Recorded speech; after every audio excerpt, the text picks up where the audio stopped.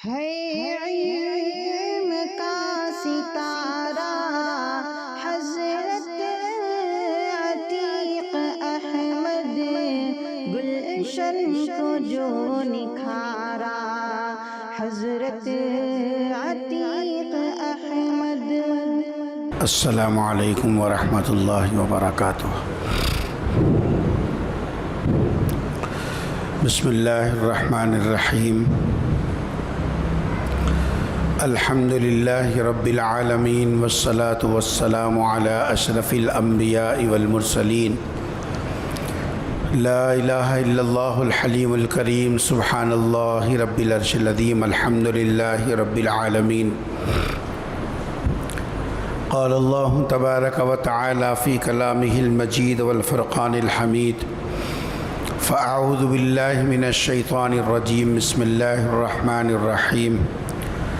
وَنَزَعُ الْمَوَازِينَ الْقِسْطَ لِيَوْمِ الْقِيَامَةِ۔ وقال تعالی وَأَمَّا مَنْ أُوتِيَ كِتَابَهُ بِشِمَالِهِ فَيَقُولُ يَا لَيْتَنِي لَمْ أُوتَ كِتَابِيَهْ۔ وقال تعالی وَإِن مِّنكُمْ إِلَّا وَارِدُهَا۔ صدق اللہ العظیم۔ قال النبی صلی اللہ علیہ وسلم ما من شیء اثقل فی المیزان الا من حسن الخلق، رواہ الترمذی او کما قال علیہ الصلاۃ والسلام۔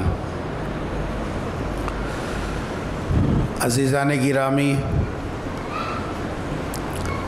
اللہ تبارک و تعالیٰ نے ہم مسلمانوں کو ایسا دین عطا فرمایا جس دین میں بنیادی طور پر یہ بات بتائی گئی کہ یہ دنیا عارضی جگہ ہے،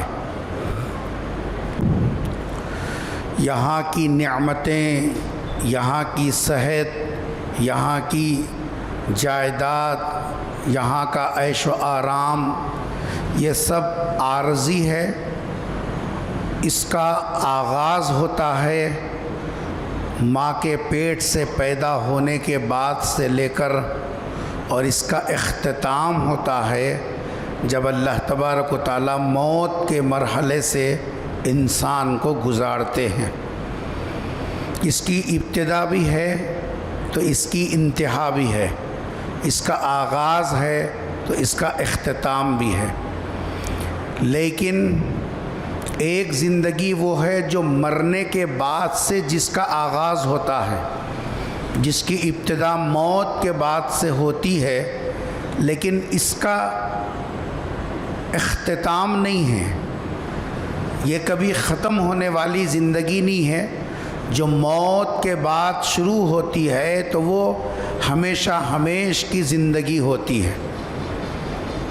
یہ حقیقت قرآن نے ایک جگہ دو جگہ نہیں بلکہ اللہ پر ایمان اور رسول پر ایمان کے بعد سب سے زیادہ جس بات پر فوکس کیا اور سب سے زیادہ جس پر زور دیا اور سب سے زیادہ جو بات بار بار سمجھائی وہ یہ ہے کہ دیکھو، مرنے کے بعد جو زندگی شروع ہوتی ہے وہ زندگی ایسی زندگی ہے جس کو کبھی ختم ہونا نہیں ہے۔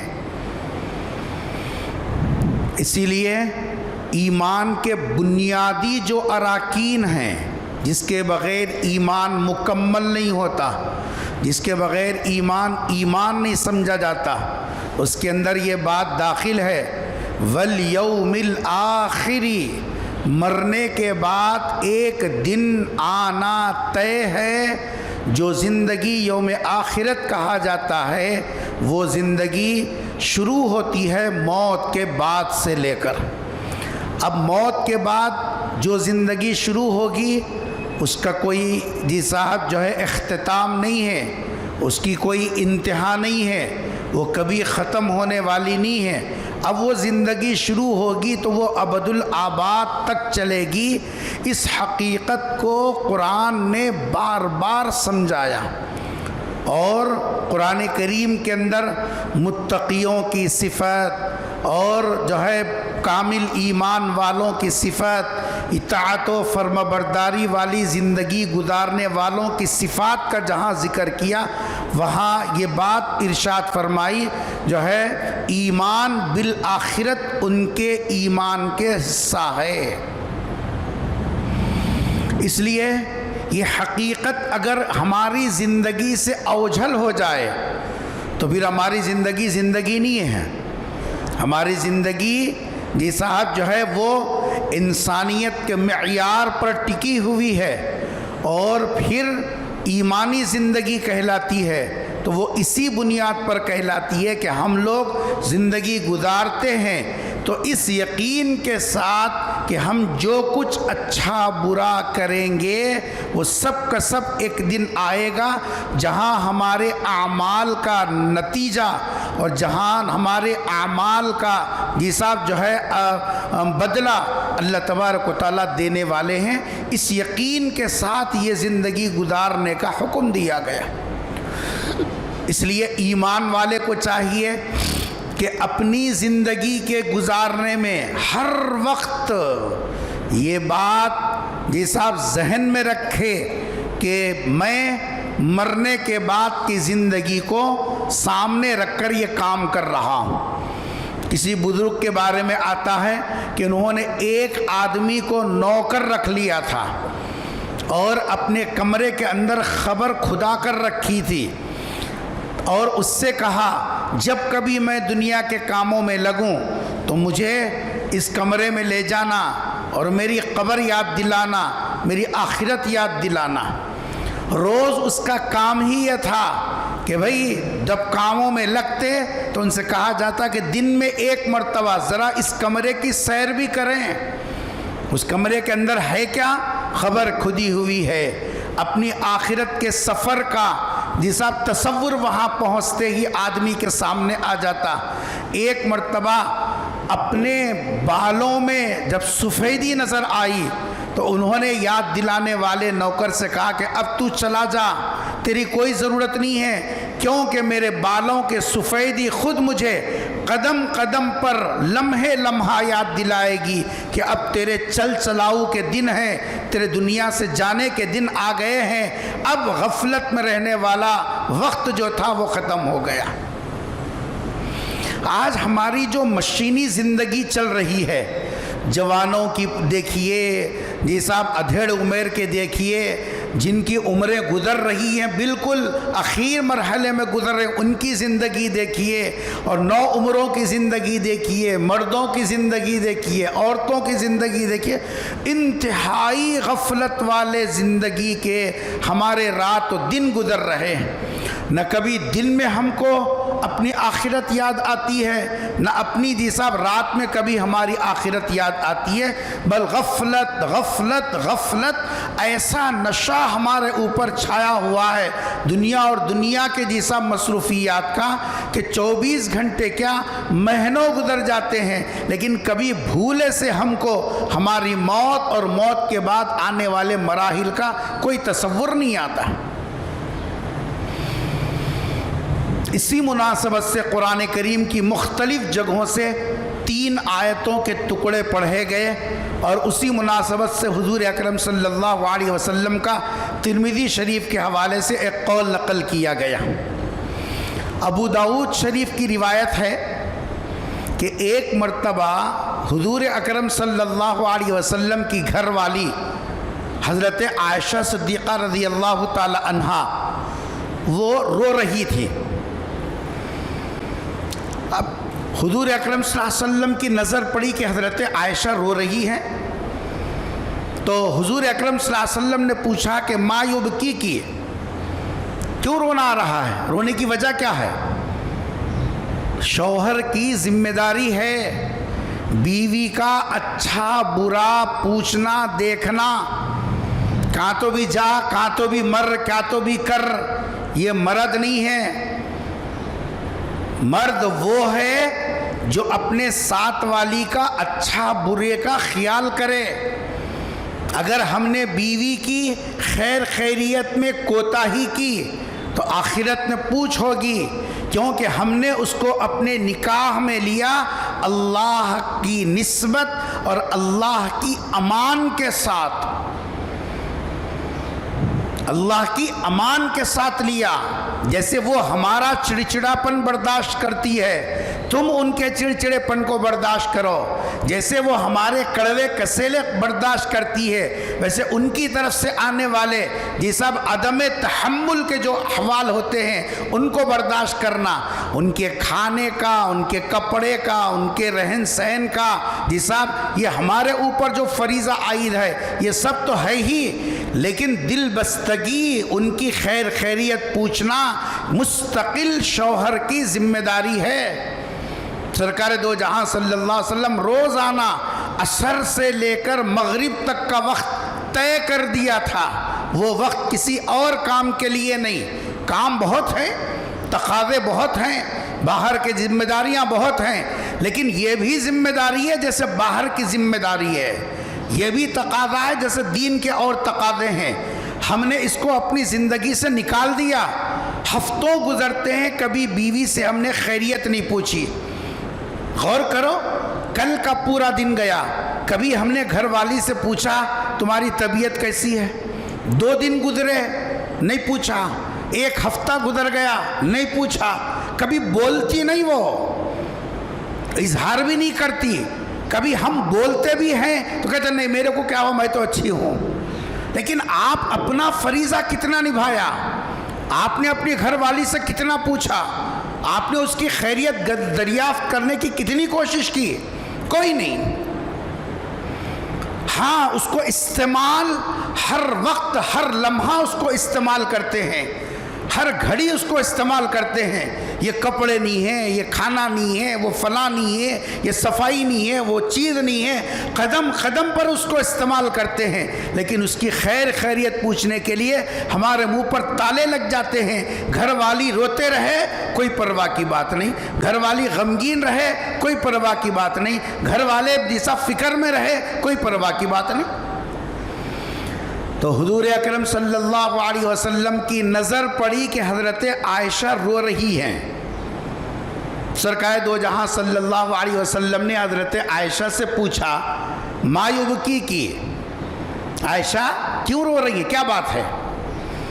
حضرت عائشہ صدیقہ رضی اللہ تعالی عنہا کا جو جواب تھا وہ سننے کے لائق ہے۔ حضرت عائشہ کون؟ آخری پیغمبر کی گھر والی حضرت عائشہ، وہ جو حضور اکرم صلی اللہ علیہ وسلم کو اپنی ازواج میں سب سے زیادہ محبوب اور پسندیدہ بیوی حضرت عائشہ، وہ کہ جن کو حضور نے فرمایا کہ جنت میں جی صاحب میری گھر والی میری بیوی بن کر رہے گی حضرت عائشہ، یہ وہ گھر والی ہے۔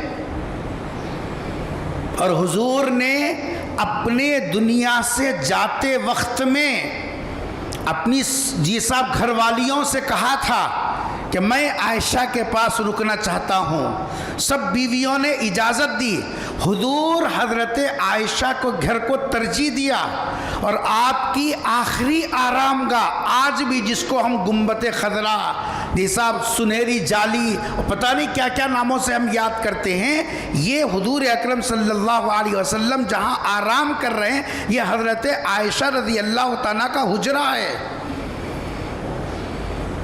حضور اکرم صلی اللہ علیہ وسلم نے حضرت عائشہ، اتنی فضیلتیں والی عائشہ جن کی روایتیں 2210 سے زائد روایتیں حضور اکرم صلی اللہ علیہ وسلم کی جس اب امت کے سامنے پیش کی، اور حضرت عائشہ وہ خاتون ہیں جو حضور کے گھریلو زندگی اندرونی زندگی کو امت کے سامنے کھول کر رکھا۔ حضور کی زندگی کا ایک پہلو وہ تھا وہ جو تو نظر آتا تھا، لیکن بیوی کے ساتھ آپ کا رہن سہن، گھر والی کے ساتھ آپ کا رہن سہن، یہ حضرت عائشہ سے ملا رضی اللہ تعالی عنہا۔ حضور اکرم صلی اللہ علیہ وسلم نے پوچھا کہ عائشہ رونے کی وجہ کیا ہے؟ ان تمام تر فضیلتوں کے باوجود حضرت عائشہ صدیقہ رضی اللہ تعالیٰ عنہ نے جواب دیا کہ اللہ کے رسول مجھے دوزخ یاد آ گئی تھی، جہنم کا منظر میرے آنکھوں کے سامنے پھر گیا تھا، دوزخ کی بھڑکتی آگ، اس میں چیختے چلاتے جی صاحب جو ہے دوزخیاں، وہ منظر میرے سامنے آ گیا تو گھبراہٹ میں نے رونا شروع کر دیا۔ غور کرو، اتنی فضیلتیں رکھنے والی خاتون کو گھر میں دوزخ یاد آ رہی ہے، موت کے بعد آنے والے مراحل یاد آ رہے ہیں، جبکہ سرکار نے جنتی ہونے کی بشارت دے دی۔ ایسا نہیں کہ حضرت عائشہ کے بارے میں حضور نے کہا ہو عائشہ تیرا مسئلہ تو ڈاما ڈول ہے، نہیں، حضور نے حضرت عائشہ کو جنت میں بیوی ہونے کی بشارت دی۔ اس کے باوجود فکر ایسی غالب تھی آخرت کی، مرنے کے بعد آنے والے مراحل کا تصور اس درجہ غالب تھا۔ کیا ہم میں، ہماری گھر کی عورتوں میں، ہماری ماں بہنوں میں کیا وہ ایمان کی مضبوطی جو حضرت عائشہ صدیقہ رضی اللہ تعالیٰ کو حاصل ہے، کیا ہماری گھر کی عورتوں کو حاصل ہے؟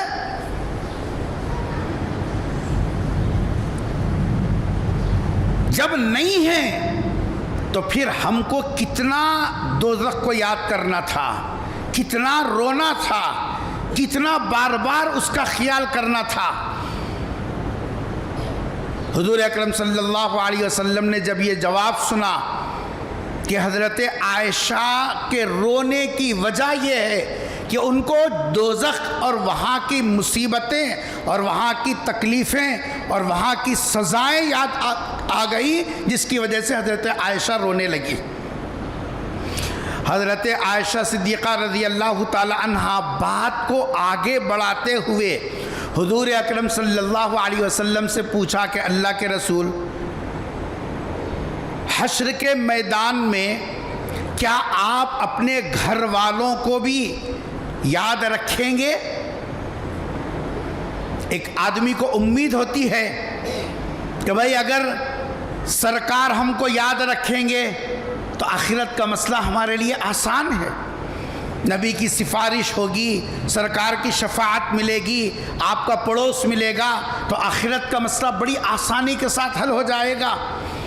حضرت عائشہ نے سوال کیا، قربان جائیے حضرت عائشہ صدیقہ رضی اللہ تعالیٰ کے سوال پر قیامت تک آنے والی ماں بہنوں کو بتایا زندگی مرد کے ساتھ گزارنے کی صرف کپڑے لتے چندیاں بکے یہ نہیں ہیں، ہماری عورتوں کو صبح سے شام تک دماغ میں جو چیز گھسی ہوئی ہے وہ بس کپڑے ہیں یا جیسا برتن ہیں یا زیور ہیں، پکانا ہے، دھلانا ہے، نلانا ہے، بس یہ ذمہ داریوں میں اتنی پھنس گئی اور دلدل میں یہ سب گھسی ہوئی ہیں، ان کو کبھی مہینوں میں ایک آدھ مرتبہ بھی آخرت یاد نہیں آتی۔ اور یہاں حضرت عائشہ رضی اللہ تعالیٰ باوجود حضرت عائشہ کو سرکار کی زوجیت کے علاوہ سوکنوں کا مسئلہ بھی تھا۔ عورتوں کو سب سے بڑا ٹینشن سوکنوں کا رہتا، نہیں کتا کھاتے پیتے پہنتے اوڑھتے سب کچھ رہنے کے باوجود اگر سوکن ہے بولے تو آدھی زندگی ٹریکٹر میں گزر جاتی۔ وہاں ایک دو نہیں، حضور اکرم صلی اللہ علیہ وسلم کے ازواج کی تعداد تو 11 ہے، لیکن یہ سب اپنی جگہ ہے، آخرت کی فکر اپنی جگہ ہے۔ حضرت عائشہ نے سوال کیا کہ اللہ کے رسول، اس ہوش ربا اور نفسا نفسی کے ماحول کے اندر کیا آپ اپنے گھر والوں کو یاد رکھیں گے؟ کیا جواب دیا حضور اکرم صلی اللہ علیہ وسلم نے؟ حضور نے ارشاد فرمایا 3 جگہوں پر کوئی کسی کو یاد نہیں رکھے گا، کوئی بھی، اس میں سب آگئے اولین و آخرین، متقی، نیک، پرہیزگار، انبیاء سب آ گئے. فی مواطن ثلاثۃ، 3 جگہیں ایسی ہیں کوئی کسی کو یاد نہیں رکھے گا. لم یذکر احد احدا، کوئی بھی کسی کو بھی یاد نہیں رکھے گا. کیونکہ قرآن نے کیا کہا؟ وہ دن اتنا گھبراہٹ کا ہوگا اور اتنی پریشانی کا ہوگا. اللہ تعالیٰ فرما رہے ہیں یوم یفر المرء من اخیہ، وہاں تو گھبراہٹ اور نفسا نفسی کی یہ کیفیت طاری ہوگی. بھائی بھائی کو دیکھ کر بھاگے گا اور چھپے گا.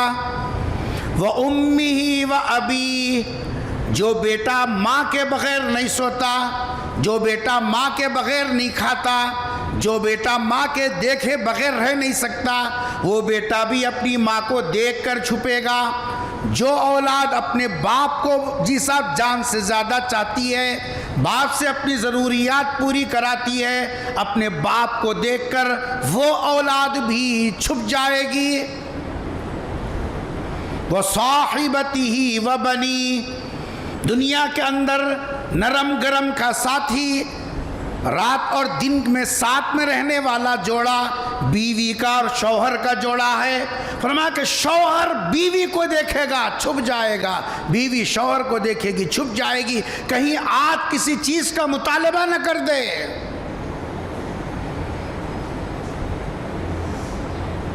اولاد ماں باپ کو دیکھ کر چھپے گی تو ماں باپ اولاد کو دیکھ کر منہ چھپائیں گے، بھائی بھائی کو دیکھ کر منہ چھپائے گا. اللہ فرما رہے ہیں لِكُلِّ امْرِئٍ مِّنْهُمْ يَوْمَئِذٍ شَأْنٌ يُغْنِي، ہر آدمی اپنی حالت میں پڑا رہے گا.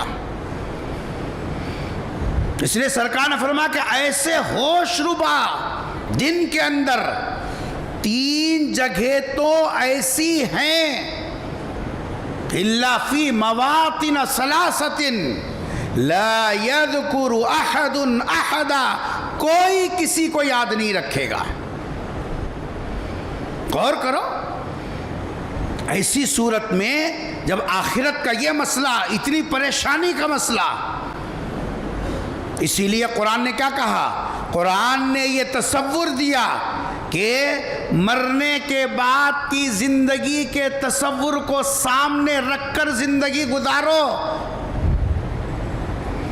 آخرت یاد رہے گی، ہاتھ اور پیر، دل، دماغ کنٹرول میں چلیں گے.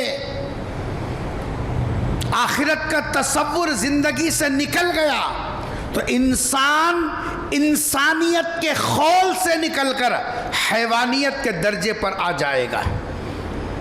اب کسی کی حق کی ادائیگی کی فکر نہیں رہے گی، لوٹ مچے گی، حق تلفیاں ہوگی، ایک دوسرے کے ساتھ ظلم زیادتی ہوگی. کیوں؟ مرنے کے بعد آنے والی زندگی کا کوئی تصور نہیں.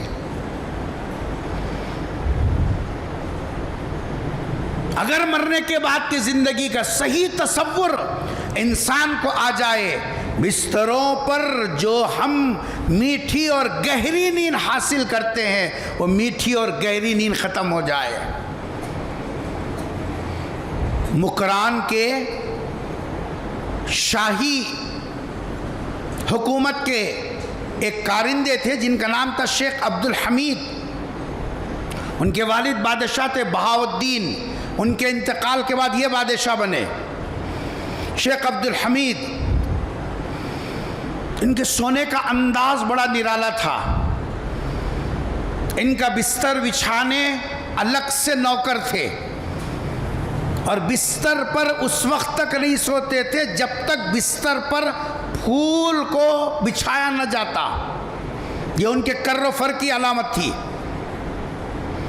چنانچہ ایک خادمہ اس پر مامور تھی کہ روزانہ ان کا بستر سجائے اور اس پر پھول بچھائے، اس کے بعد بادشاہ کو اطلاع کرے کہ بستر آپ کا تیار ہے.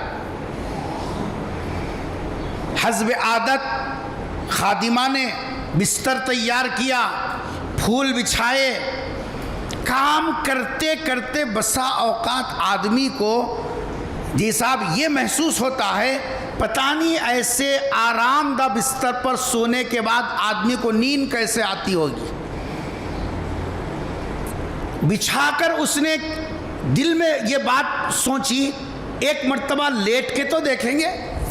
حالانکہ بادشاہ کے بستر پر لیٹنا بہت بڑا جرم ہے, شاہی ادب کے خلاف ہے, لیکن دل میں آ گیا کون دیکھنے والے ہیں, ذمہ دار یہی تو ہے, کام کرنے والی یہی ہے. ایک مرتبہ لیٹی, لیکن دن بھر کی تھکی ماندی اس بستر پر کروٹ لیٹتے ہی آنکھ لگ گئی, جس کو ہم بولتے ہیں آنکھ کا جھپکا لگنا, ایک ڈلکا.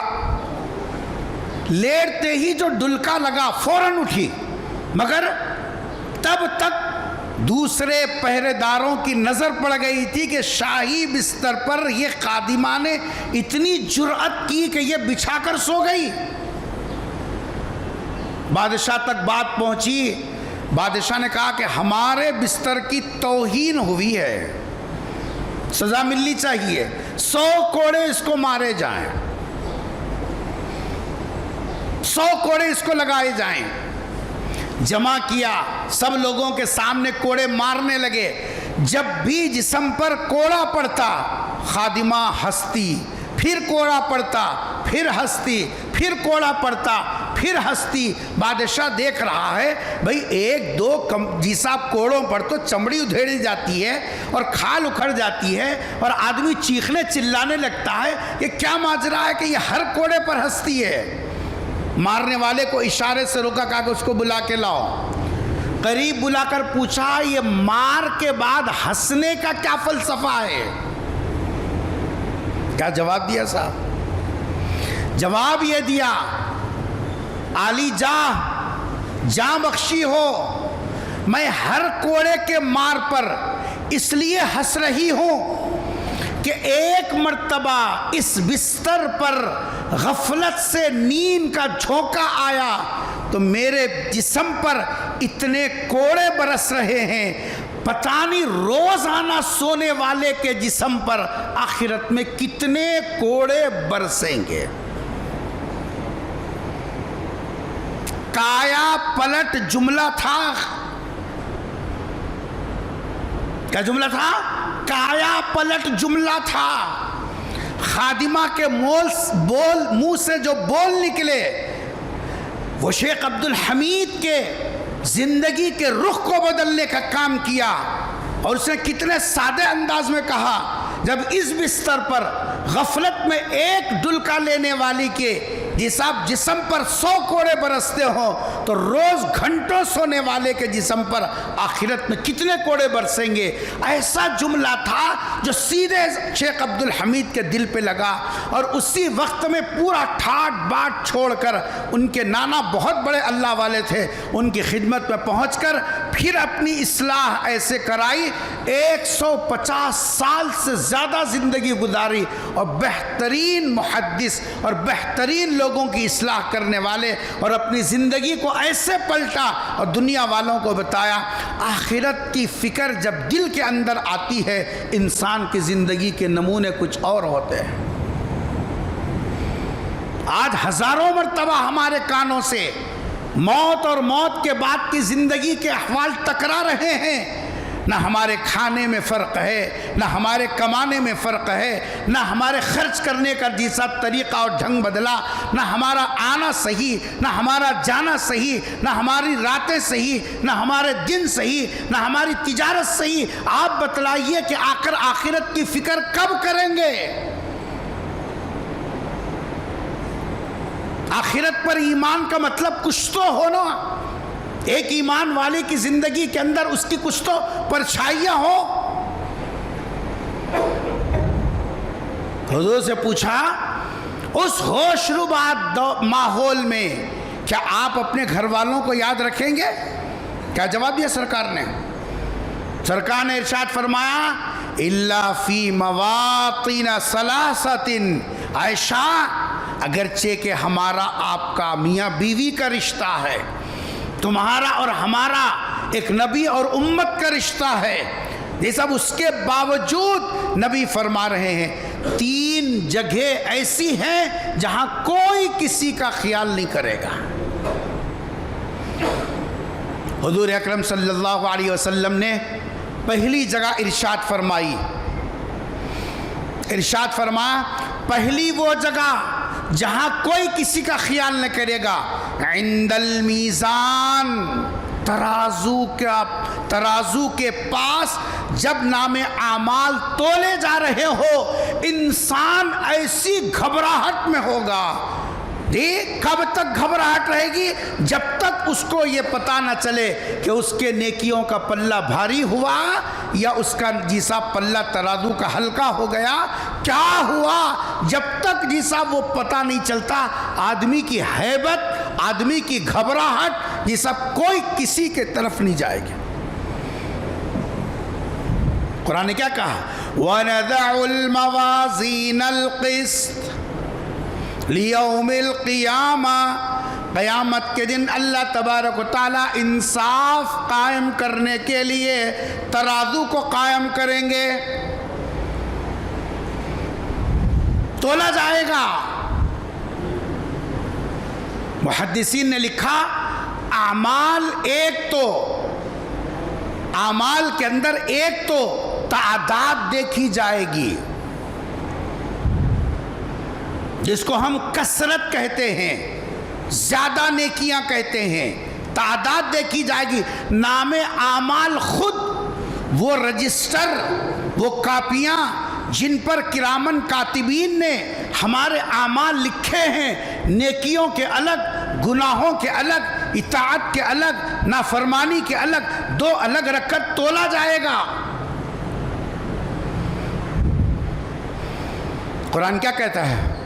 اما من ثقلت موازینو، جس کی نیکیوں کا پلہ بھاری ہو گیا، فہو فی عیشۃ راضیہ، بڑے مزے میں،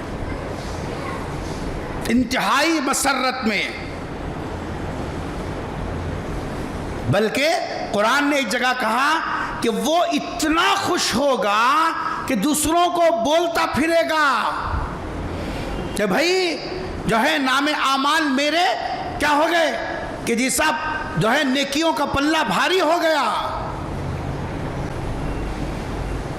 اور جس کے نیکیوں کا پلہ ہلکا ہو گیا، یعنی گناہوں کا پلہ وزنی ہو گیا، تو پھر کیا ہوگا؟ یا لیتنی لم اوت کتابیا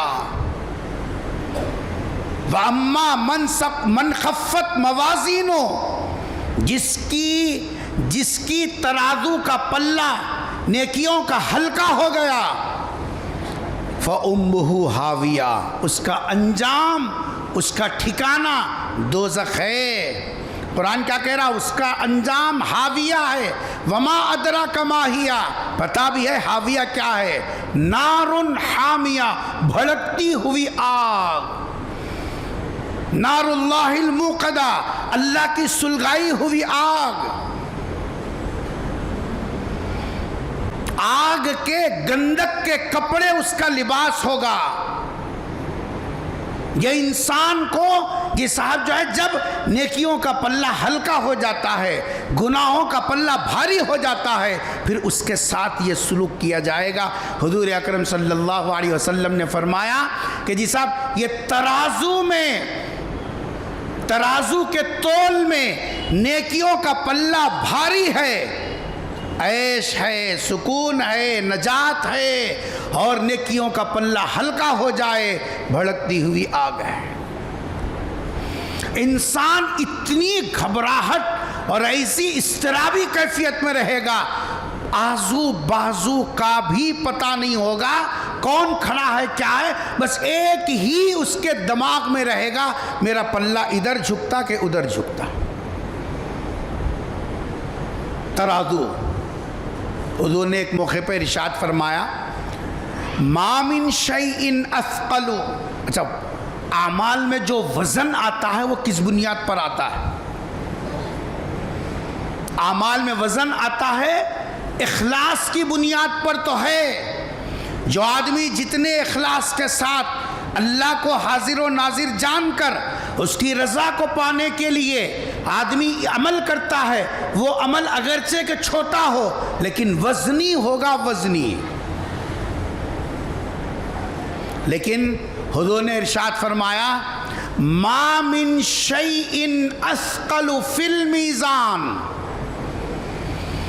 ترازو میں جب نام اعمال تولے جا رہے ہوں تو نام اعمال میں وہ عمل سب سے زیادہ وزنی بن کر ترازو کے جیسا پلے میں رہے گا، جس کے بارے میں سرکار نے فرمایا الا من حسن الخلق، جیسا انسان کے اچھے اعمال، اچھے اخلاق، جس کے اخلاق اچھے ہوں گے، اخلاق کا چاپٹر اتنا وزنی ہوگا کہ اس کے جیسا ترازو کے پلے کو جھکا دے گا۔ عربی گرامر کے اعتبار سے اثقل اسم تفضیل کا صیغہ ہے، سب سے زیادہ وزنی جو عمل اپنے اندر وزن رکھتا ہے وہ انسان کے اچھے اخلاق ہیں۔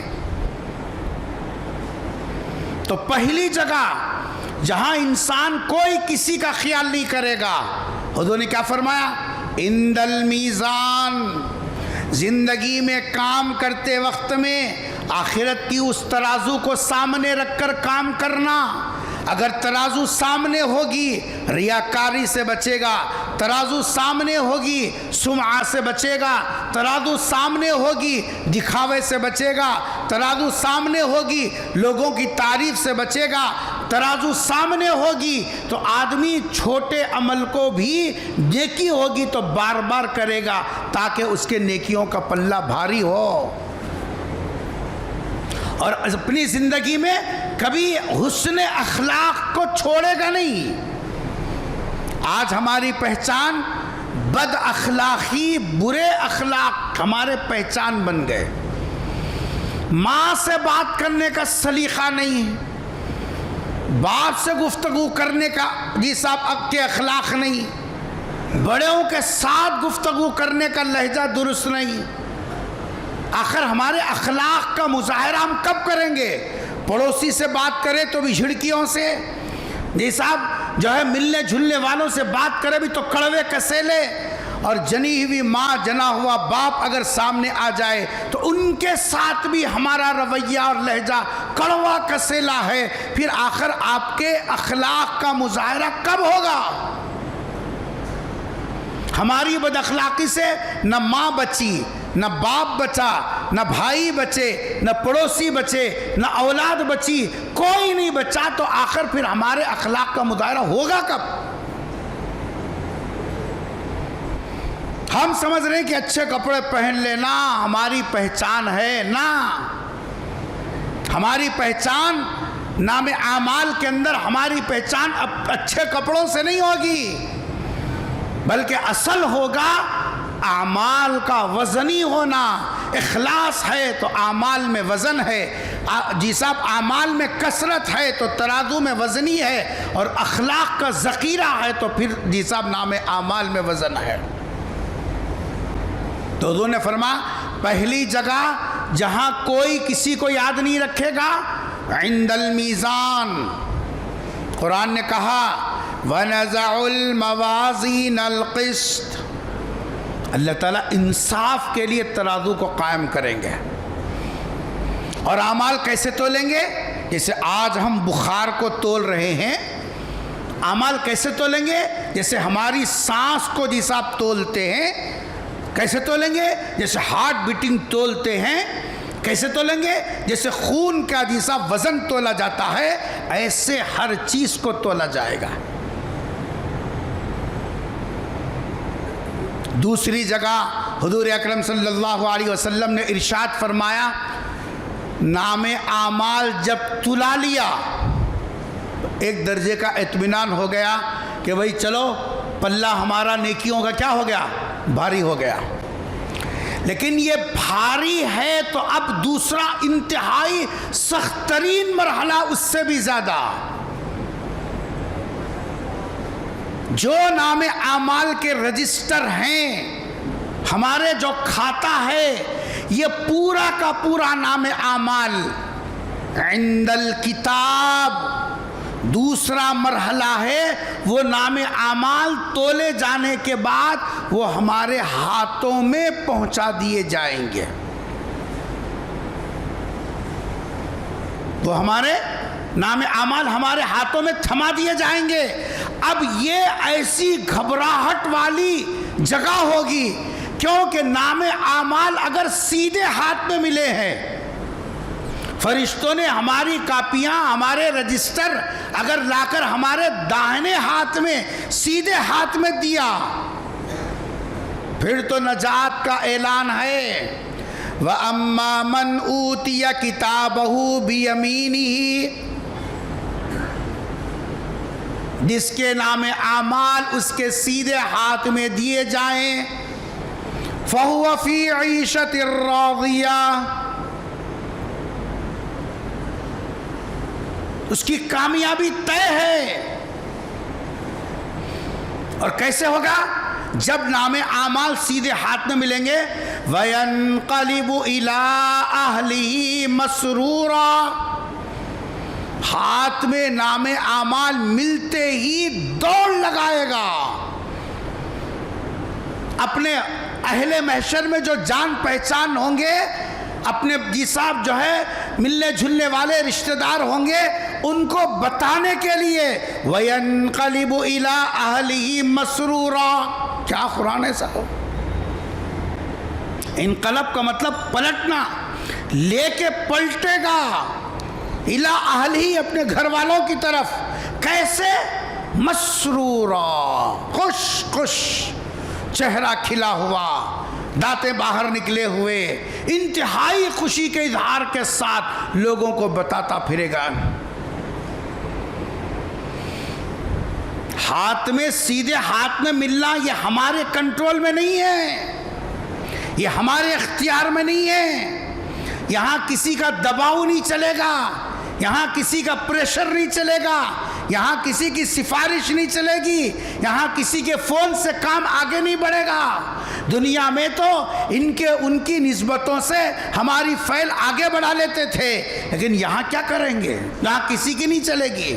لا يتکلمون الا من اذن، اللہ کے سامنے کوئی چوں چرا نہیں کر سکتا۔ سفارش کرنا تو دور کی بات ہے، کوئی چوں چرا نہیں کر سکتا۔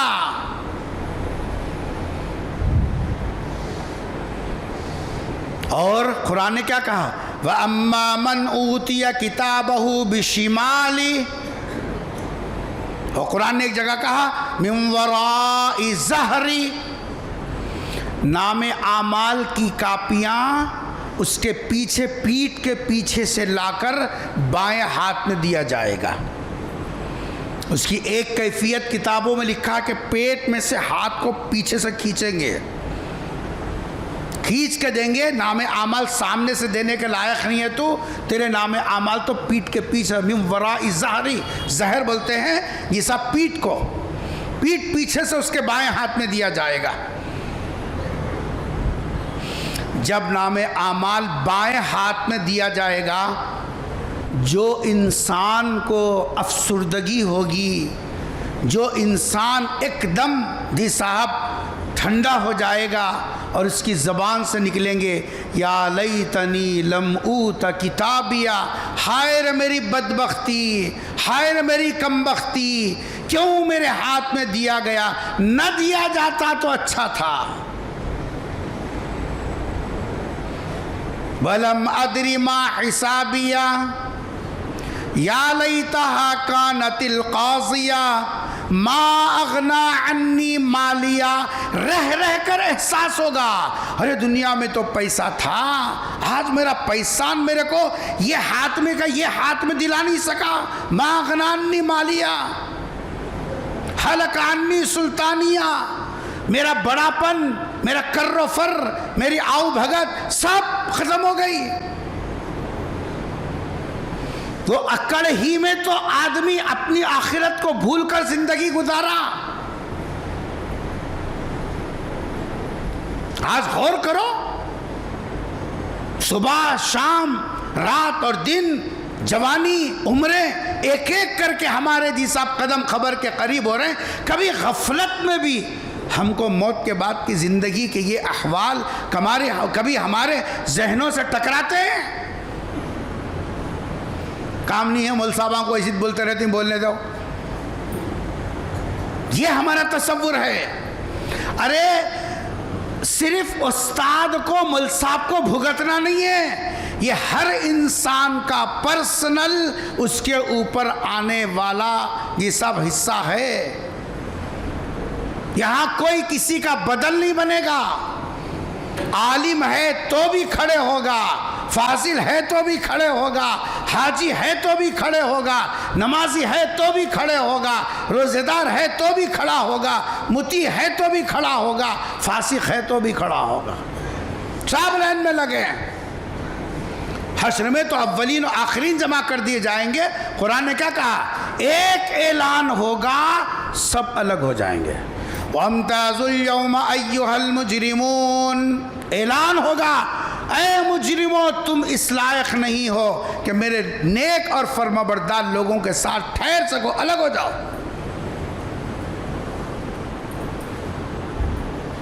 آج تو ہم دھوکہ دے کر نیک لوگوں کی فہرست میں اپنے آپ کو شمار کر لیتے ہیں. اپنے نفس کو تھپکی دے کر ہم اپنے آپ کو نمازی سمجھتے ہیں. کل کیا ہوگا ابھی وہ بھی تو غور کر. کل آنا طے ہے. نبی نے فرمایا عائشہ 3 جگہ ایسی ہیں جہاں کوئی کسی کو یاد نہیں رکھے گا. ایک عند المیزان، ترازو کے وقت میں جب تک ترازو کا پلہ بھاری ہے یا ہلکا ہوا، جب تک جی صاحب جو ہے معلوم نہیں ہوگا تب تک آدمی کسی کو یاد نہیں کرے گا. اور یہ مرحلے سے ختم ہوا تو دوسرا مرحلہ ہے عند الکتاب. نام اعمال سیدھے ہاتھ میں دیا جائے گا یا بائیں ہاتھ میں. یہاں آ کر ایسا اضطراب اور ایسی گھبراہٹ ہوگی کہ آدمی کوئی کسی کو یاد نہیں رکھے گا.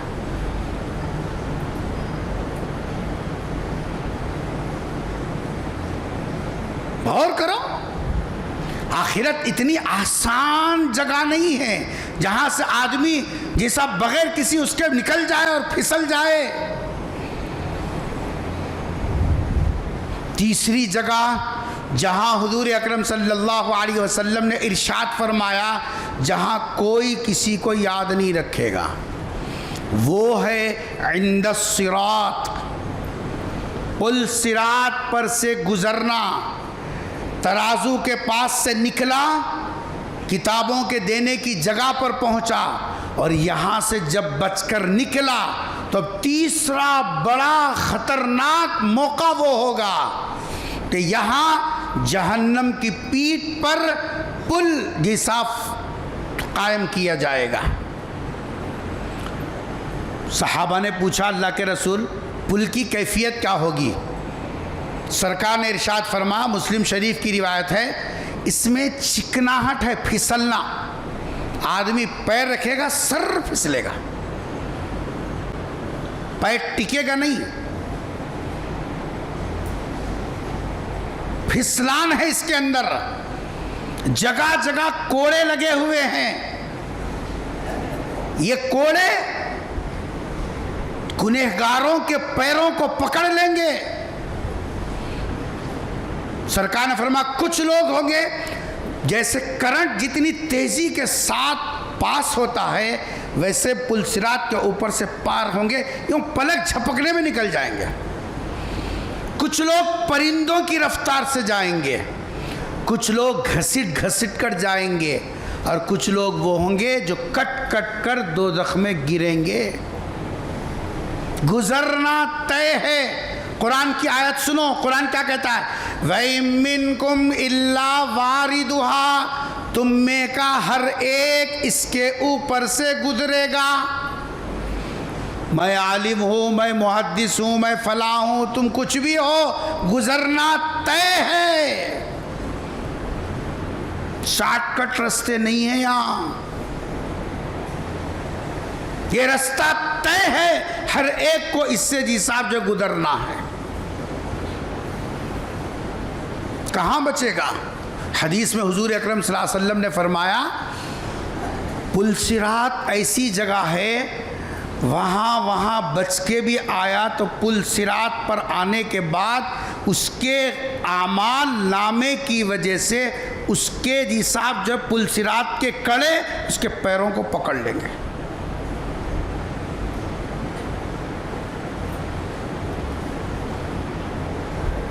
کتنی مرتبہ میں نے وہ قصہ آپ کو سنایا کہ بادشاہ وقت جب شکار کے لیے نکلا تھا اور اس کے وزراء نے ایک غریب بیوہ کی گائے کاٹ کر دعوت کر لی. غریبوں کا کون پوچھنے والا ہے صاحب؟ جہاں تو پیسہ بولتا ہے، جہاں پیسہ ہے وہاں عزت ہے، جہاں پیسہ نہیں ہے وہاں عزت نہیں ہے. یہ دنیا وہ چل رہی ہے. اماں کا نے بھی لدی رہے تو بیٹے پوچھ کو دیکھتی کرے تو کیا تو ملتا وہ چھڑا وڑا چھپا لے کر رکھ لیا نہیں وہ ملتا. بابا کا نے بھی کیا تو بھی رہے تو میرے نام کو کرتی بول کو بابا کو پوچھ کو دیکھتی نہیں تو نہیں دیکھتے. میرے ایک شاگرد تھے اسی ظہیر آباد کے، مرحوم ہو گئے، اللہ تعالیٰ ان کی مغفرت فرمائے. کبھی کبھی اکیلے میں بیٹھتے، بڑی عمر کے تھے، قرآن میرے پاس پڑھی شروع سے لے کے آخر نورانی قاعدے سے پڑھے قرآن. ہم یہ سمجھتے ہیں بڑے ہونے کے بعد ہمارا کیا پڑھنے کا. یہی تو سب سے بڑی غلط فہمی ہے. ارے بچپنے میں جو یعلمون تعلمون پڑھا وہ کیسے پڑھا؟ کم سے کم اب تو صحیح قرآن پڑھا. کیا ہو گیا ہے؟ زندگی میں اللہ کا کلام نہ پڑھے تو کیا پڑھیں گے؟ کبھی کبھی جب مون میں آ جاتے تو چپکے سے کہتے مل صاحب 20,000 روپے الگ رکھے ہوں. کیا بولتے؟ 20,000 روپے الگ رکھے ہوں. اچانک موتا مٹی کو اگر ضرورت پڑے تو بچے لڑ لیں گے، تو دال میں دال. آج دیکھو گھروں میں کیا حال ہے. بابا مر گئے، اماں مر گئی، تو خرچہ کر میں خرچہ کر، تو دال میں دال. جس باپ کی کمائی کھا کے 20 سال سے کھا رہا ہے، 40 سال سے باپ کے نوالے جی صاحب کھا رہا ہے، آج باپ کا لاشا پڑا ہوا ہے تو باپ کو دفنانے کے لیے جیب سے پیسہ نکالنے کی توفیق نہیں ہو رہی ہے. مائچ کہیں کو دیتا ہوں، میں ایک ہی بیٹا ہوں، کیا لون سب کیا ہے؟ سوپ دیے تو میں ہی دیتا ہوں. ہاں ہم کیا سمجھے مسجد کی صدارت کرنا، کمیٹی میں آ گئے تو بس جنت پکی ہے. اس واسطے بس یہ شارٹ کٹ رستے دیکھ رہی. بابا کو لات مارے مارو کچھ بھی فرق نہیں پڑتا، اماں کو بھوکی رکھو کچھ بھی فرق نہیں پڑتا. ابھی کل آپ نے دیکھا وہ کلپ، شاید دیکھا نہیں دیکھا، بیٹی امریکہ میں ہے، بیٹا اور بیمار ماں یہاں ہے. بیٹا ماں پر مکھے چلا رہا ہے، اچھل کے لات مار رہا ہے.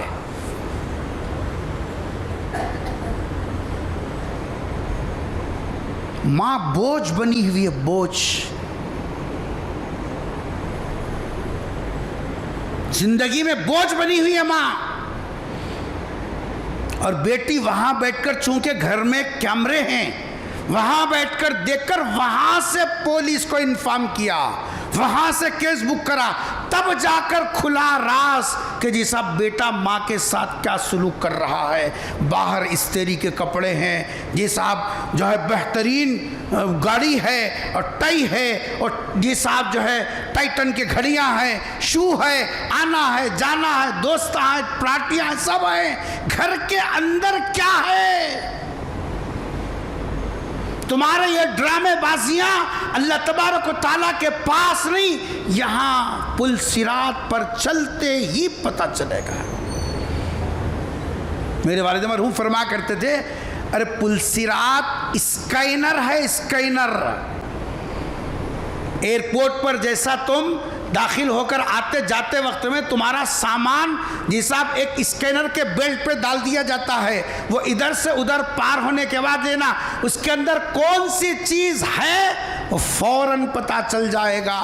پل صراط ایسا اسکینر ہے جو ہمارے اعمال کا اسکین کرے گا۔ تم اس پر چڑھتے ہی تم نے اگر قطع رحمی کی ہے، رشتہ داریوں کو توڑا ہے، تو وہاں حلقے لگے ہوئے ہیں، فوراً تمہاری گرفت ہوگی، تمہاری نماز، تمہارے روزے، تمہارے صدقے، تمہارے زکوٰۃ سب کے دھرے رہ جائیں گے، فوراً پکڑے گی، زیادہ ہوگا کٹ کے نیچے گرے گا، ورنہ لٹکے گا دوزخ میں۔ یہاں صدریاں شیروانیاں پہن کو معتبری کرتے ہیں، یہاں شیروانیاں صدریاں پہن کو معتبری کر رہی ہیں، اسپرے مارلے کو معتبری کر رہی ہیں، سیلفیاں کھینچ کے معتبری کر رہی ہیں۔ جب پل صراط کے اوپر سے گزرے گا تب تیری حقیقت کا پتہ چلے گا، تو کیا واقعی آخرت کی تیاری کے ساتھ زندگی گزارا تھا یا من مانی زندگی گزارا تھا؟ سرکار نے فرمایا عائشہ پل کے اس کونے سے لے کر اس کونے تک پہنچنے تک انسان کسی بھی فرد کو یاد نہیں رکھے گا، نہ ماں، نہ باپ، نہ بیٹا، نہ اولاد، نہ بیوی، نہ بچے، کچھ یاد نہیں ہوگا۔ بس جو ہیبت ہوگی، جو گھبراہٹ ہوگی، جو فکر ہوگی، میں پار ہوتا بھی ہوں یا نہیں ہوتا۔ حضور یہ تفصیل سنا رہے ہیں کس کو؟ حضرت عائشہ کو، گھر والی کو۔ کبھی ہم نے گھر والی کے سامنے آخرت کے بارے میں بات چیت کی؟ جب بات کیا خدمت کے عنوان سے، چپے نہیں دھوئی، گھر میں سو کو رہتی، کپڑے کون تیرا بابا دھوتا، ٹائم ہو گیا پکاتا کون، یہ سب وہ نہیں کری، یہ نہیں کری۔ کام کے بارے میں تو ہم ٹوکتے رہے، ایمان کے بارے میں فکر نہیں کیا۔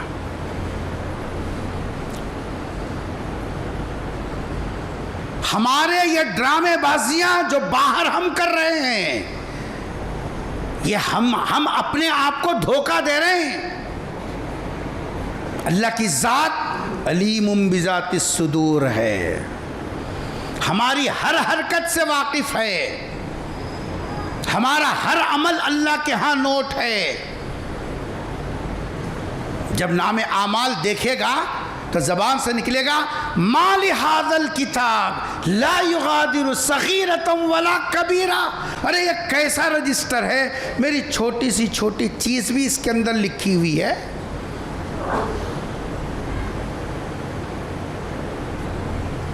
یہ جو اللہ نے رمضان کا موقع ہم کو دے رہا ہے اور اب تک دیا ہے، وہ اس لیے نہیں کہ افطار پارٹیاں سجاؤ، بھوکے لوگ جیسا گر پڑتے نا کھانے پر، روزے دار ہو کر دسترخوان کے بلاواؤں کی طریقے سے جی صاحب حلال حرام کی تمیز کیے بغیر جی صاحب کھانے پہ مرو، اپنے روزوں کو غارت کرو، اس لیے نہیں ہے۔ پیٹ کا دوزخ بھرنے کے لیے نہیں ہے، پیٹ کو تپانے کے لیے، نفس کو کنٹرول میں کرنے کے لیے، آخرت کی فکر کو جلا دینے کے لیے، تاکہ اس کو احساس ہو کام کرتے وقت میں، ترازو کے وقت میں میرا کیا حال ہوگا، نام اعمال ملتے وقت میں کہ میرا کیا حال ہوگا، پل صراط پر گزرتے وقت میں میرا کیا حال ہوگا۔ بس یہی اخلاص والی نعمتیں اور جی صاحب اللہ کے دربار میں کی ہوئی نیکیاں، یہی نیکیاں کل کے دن کام آئیں گی۔ اس لیے مسلمانوں، جو وقت مل رہا ہے اس کو غنیمت سمجھو، آگاہ اپنی موت سے کوئی بشر نہیں، کسی انسان کو نہیں معلوم کون کب مرنے والا ہے، سامان 100 برس کا، پل کی خبر نہیں۔ ہم نے تو پلان تیار کیا، یہ بلڈنگ بنتے وہ بنے گی، وہ بنتے یہ بنے گی، وہ گاڑی آتے یہ گاڑی آئے گی، یا ایسا ہوگا، وہ دکان بنتے یہ دکان بنے گی، سامان 100 برس کا ہم نے تیار کر لیا، لیکن پلک جھپکتے ہی کیا آنن فانن ہونے والا ہے کوئی بتا نہیں سکتا۔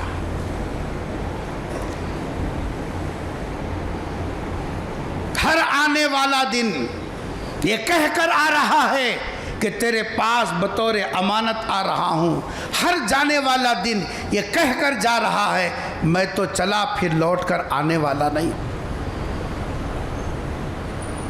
اللہ کے بندو غفلت سے نکلو، دنیا کی چیزیں ضرورت کی ہیں، مقصد نہیں ہے، مقصد ہمارا آخرت کی تیاری ہے۔ من کان یرید حرث الدنیا نؤتہ منہا، جو آدمی آخرت کی تیاری کے لیے دنیا میں رہ کر کوشش کرتا ہے تو دنیا تو بقدر مقدر ملے گی۔ دنیا مقصود نہیں ہے، یہاں کے آرام، یہاں کی چیزیں، یہاں کے عہدے، یہاں کے حساب جو چیزیں، یہ حقیقت نہیں ہے۔ آنکھ بند ہوگی پتہ چلے گا کہ ہم اونٹ پر سوار تھے کہ گدھے پر سوار تھے، آنکھ بند ہوتے پتہ چلے گا۔ اس لیے جو کچھ زندگی مل رہی ہے اس کو آخرت کی تیاری کے لیے لگاؤ۔ اگر ہم نے آج سنبھلے، اپنے آپ کو سنبھالا دیا، ہر آنے والا لمحہ ہمارے لیے بہتر ہوگا۔ آج اگر ہم نے غفلت میں گزارا تو پھر ہر آنے والا لمحہ ہمارے لیے پریشانی کا باعث ہوگا۔ دعا فرمائیے اللہ تبارک و تعالیٰ مجھے اور آپ کو اور تمام مسلمانوں کو موت سے پہلے موت کی تیاری میں لگنے کی توفیق نصیب فرمائے۔ غفلت والے ماحول سے اللہ تبارک و تعالیٰ ہم سب کی حفاظت فرمائے۔ اے اللہ، اس دنیا میں جو کچھ آپ نے ہمارے لیے مقدر میں لکھ دیا ہے، اے اللہ وہ عافیت کے ساتھ مکمل ہو جائے۔ اگلی آنے والی زندگی خیر و عافیت کے ساتھ اے اللہ اس کے مراحل کو گزارنے کی توفیق نصیب فرما، اس کی تیاری میں لگنے کی توفیق نصیب فرما، آنے والے مہینے کی صحیح قدر کرنے اور اس کے لیے ابھی سے ہمارے اپنے ذہن کو، اپنی فکروں کو، اپنے معمولات کو درست کرنے کی توفیق نصیب فرما۔ رب اغفر وارحم وانت خیر الراحمین۔ سبحان ربک رب العزت عما یصفون وسلام علی المرسلین والحمد للہ۔